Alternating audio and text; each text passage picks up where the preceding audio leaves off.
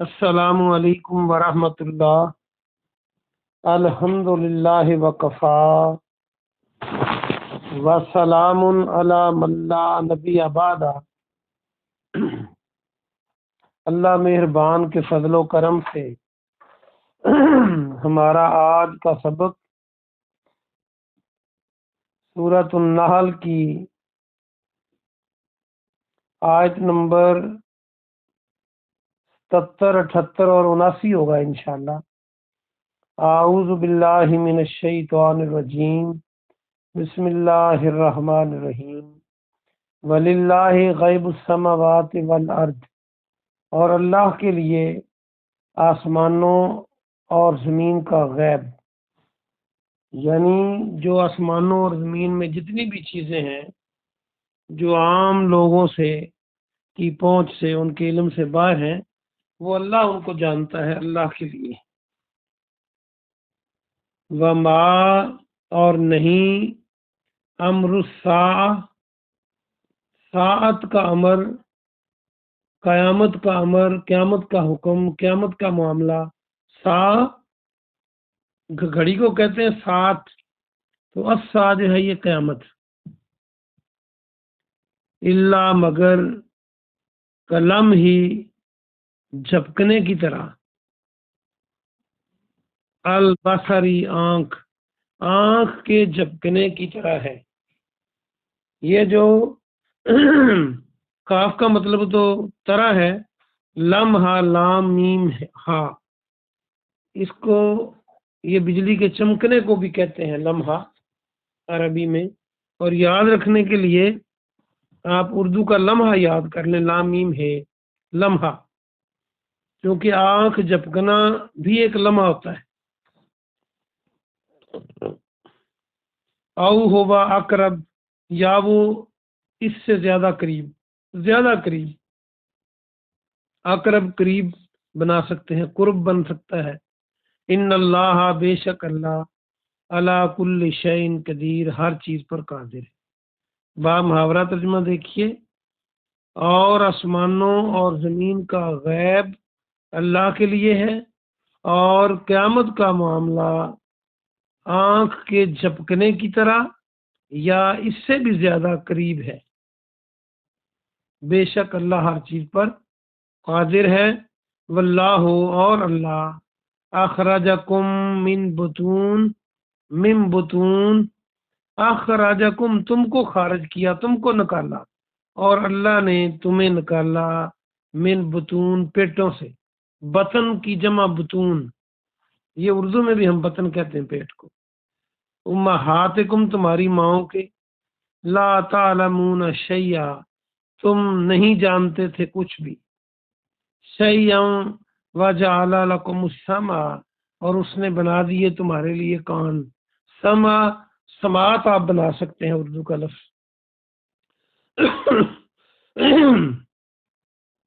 والابصار، اور آنکھیں، یہ بصارت اور بصیرت بن جاتے ہیں لفظ۔ والافئدہ، اور دل، والافئدۃ لعلکم تشکرون، تاکہ تم شکر کرو۔ با محاورہ ترجمہ دیکھیں، اور اللہ نے تمہیں تمہاری ماؤں کے پیٹوں سے نکالا، تم کچھ بھی نہیں جانتے تھے، اس نے تمہارے لیے کان، آنکھیں اور دل بنا دیے تاکہ تم شکر کرو۔ کیا، لم نہیں، یرو، علم یرو، کیا انہوں نے نہیں دیکھا؟ یرو تو اتنی بار آ چکا ہے کہ اب آپ کو یہ آ جانا چاہیے۔ الطائری، پرندوں کی طرف، طائر پرندے کو کہتے ہیں۔ مسخرات، مسخر ہے۔ مسخر کیا ہوتا ہے؟ اس کے کئی معنی ہیں، نرم بھی اس کا معنی ہے، مفتو بھی اس کا معنی ہے۔ فی جو السماء، جو، جیم واو، واو اس کا روٹ ورڈ ہے، فضا، آسمان کی فضا میں مسخر ہے۔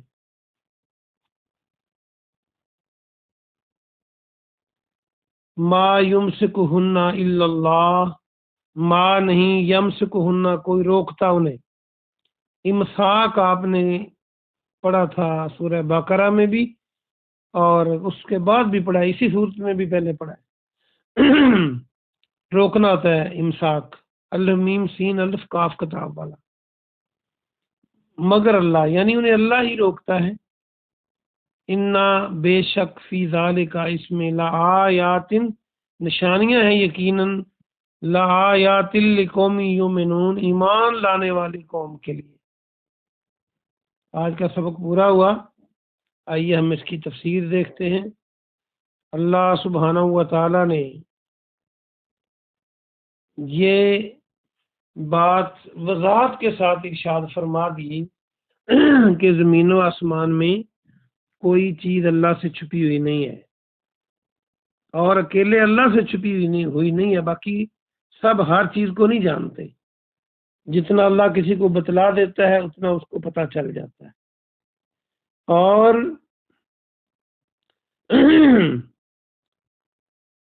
یہ جو قیامت کی بات کرتے ہیں، یہ بھی ان کے سوال کے جواب میں جواب ہے۔ وہ جو کہا کرتے تھے قیامت کب آئے گی، آ کیوں نہیں جاتی، تو اللہ فرماتا ہے قیامت کا حکم، قیامت کا معاملہ تو آنکھ جھپکنے یا اس سے بھی قریب ہے۔ اندازہ کیجئے کہ آنکھ جھپکنے میں کتنی دیر لگتی ہے۔ جب اللہ چاہے گا تو اتنی دیر میں قیامت برپا ہو جائے گی۔ جو لوگ یہ سوچتے ہیں کہ ہم بوڑھے ہو کے توبہ کر لیں گے، ان کو قرآن کی آیت پر غور کرنا چاہیے۔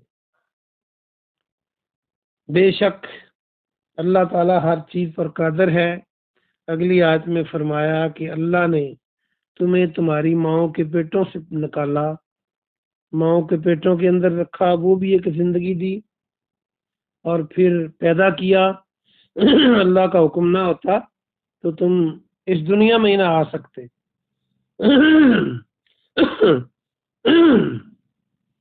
اور جب تم پیدا ہوئے تھے تو تمہیں کچھ علم نہ تھا۔ اس نے تمہارے کان، تمہاری آنکھیں اور تمہارے دل بنائے تاکہ تم شکر کرو۔ آج میڈیا کے دور میں کئی لوگ اس قدر میڈیا کا استعمال کر کے جھوٹ بولتے ہیں کہ یہ جی پیدائشی آفت ہے، یہ ماں کے پیٹ کے اندر سے آفت ہے۔ تو یہ قرآن کی آیت دیکھ لیں، اللہ فرماتا ہے کہ جب تم ماؤں کے پیٹوں سے پیدا ہوتے ہو تمہیں کچھ نہیں علم ہوتا۔ تو قرآن ہر جگہ رہنمائی کرتا ہے۔ پھر اس نے تمہارے سیکھنے کے لیے تمہارے کان، تمہاری آنکھیں اور تمہارے دل بنائے۔ اگر وہ یہ نہ بناتا تو آپ دیکھیں کبھی کسی نابینا کو کس قدر مشکل سے سیکھتا ہے، یا کتنا کم سیکھتا ہے، یا کسی گونگے بہرے کو دیکھیں وہ کتنا سیکھتا ہے۔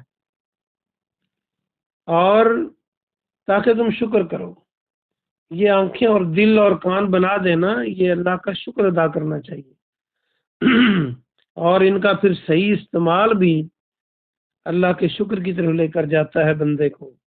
یہ نہیں کہ ان کا استعمال اپنی مرضی سے انسان کرتا رہے، تو پھر پچھتاوا ہوگا۔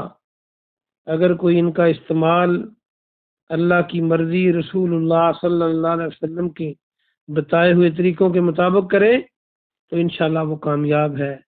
اگلی نشانی اللہ نے توجہ دلائی کے پرندوں کو دیکھ لیجئے جو آسمان کی فضا میں مسخر ہیں، آرام سے چلتے پھرتے ہیں، اڑتے ہیں، اور وہ تمہارے قابو میں بھی ہیں، اور وہ ان فضاؤں سے نہ اوپر جا سکتے ہیں نہ کہیں اور جا سکتے ہیں۔